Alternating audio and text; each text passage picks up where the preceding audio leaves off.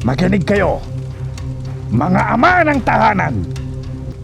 Sabihin nyo sa mga marites nyong asawa na magtipid sa paggamit ng kuryente.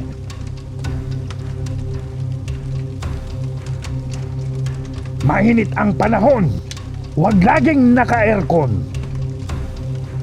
Kung makikipag-chismis sila sa kapitbahay, patayin lahat ang mga kuryente.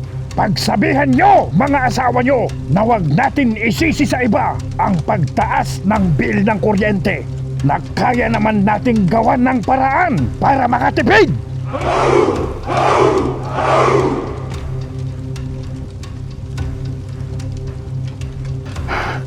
Boss, excuse me boss.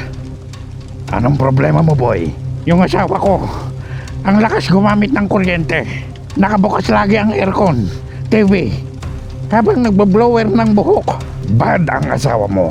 Huwag mo ibigay ang sweldo mo sa kanya. Okay? Boss, salamat sa advice.